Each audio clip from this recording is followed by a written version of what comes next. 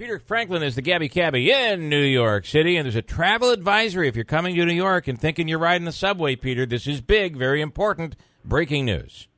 Well, I don't know if it's that big, but I like the way you're presenting it. Yeah. No, but I point out on the website that what happens is you get these guys that get on the subway system, and there's a picture of it on the website, Gabby.com, and they kind of like swing from the bars.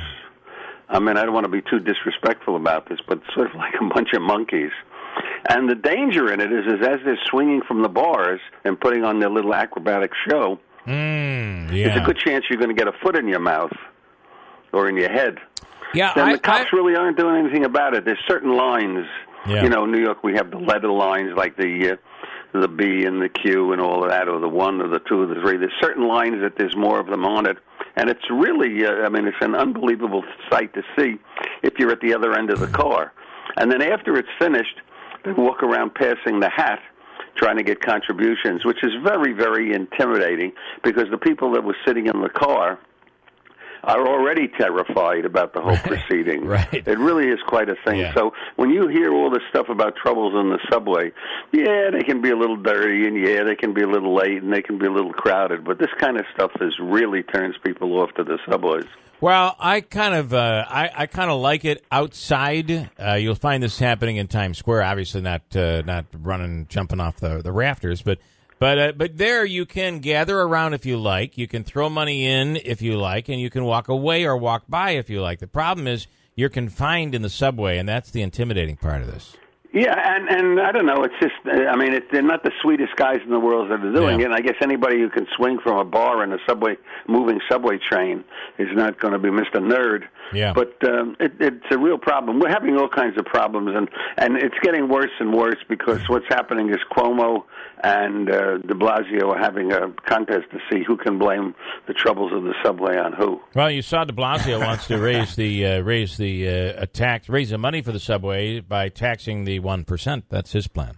Yeah, and also all talk show hosts. And all talk show hosts, including Lester Holt, who apparently is part of the 1%. He just sold. He paid cash, $3 million cash for his apartment, his condo. Yeah, but he just sold it and made quite a profit, right?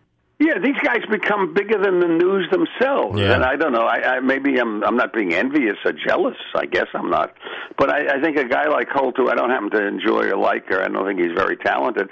I don't know why in the world the networks pay the kind of money they pay to these guys, and they become bigger than the news itself. Yeah. And, I mean, that's a classic example. I mean, I guess he's very lucky that he made that kind of money. But where did he get the $3 million in cash to buy the thing in the first place? I do say I do like Lester Holt. I mean, like him, too, if you're an anchor of a major newscast, you're making millions. That's just, there's no two ways about it. And I like nominate you. Yeah, let's do it. Lawyers for Mexican drug pen El Chapo very upset, apparently, that his wife's not allowed to come in and slip him the key. Yeah, they give him enough time. He's in Brooklyn now, and he's in the Brooklyn Federal Prison. And as a matter of fact, I think I'm adjusting my tour, that when I give a tour of Brooklyn, I'm going to show where the tunnel will begin and where the tunnel will end when he gets his staff working on it. Yeah, but he's complaining about it. It's a rough place.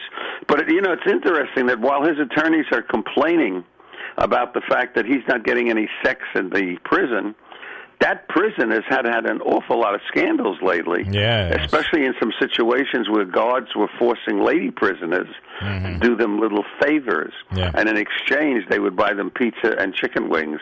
So my observation about it is that Guzman may be the only person in that federal prison who's not having sex. A man was shot in the buttocks just a couple days ago, right? It's a silly story. It just gave me the opportunity to put a picture of somebody's buttocks on the, that's all. Yeah. Gabby.com, by the way, is the website. Yeah, it's clever. It's clever journalism. And the statues will begin to talk in New York City. I think that's a great idea. I mean, if you can turn them off. what they're going to do is they're going to pre-record. Let's say you had a statue of Benjamin Franklin, which I don't think we have.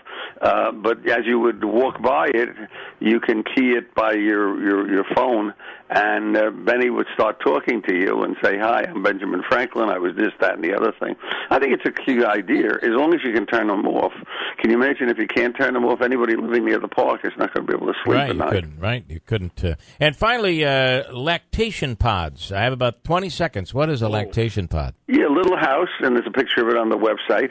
A little box, kind of, where a woman can step into it. So it looks like a phone booth and do the breastfeeding. Yeah. I think it's nice, and it's a good accommodation because there's some ladies who just don't like to do it publicly. Oh, what do they put them on the street corner or something? Yeah, well, they put them any place. Little phone booths. Problem is, though, these places tend to get dirty. These public rooms tend to get dirty. I don't know. You might be better off on the park bench. But all right, it's the best tour in New York City. It's the tour that Peter gives. If you get the opportunity, take advantage of it. And this summer, hey, you could do it now. Go to Gabby.com for details. And Peter, thanks so much. We'll talk again next week. Thank you. Bye-bye. Peter Franklin. I've been on the tour 2 times. It is the best.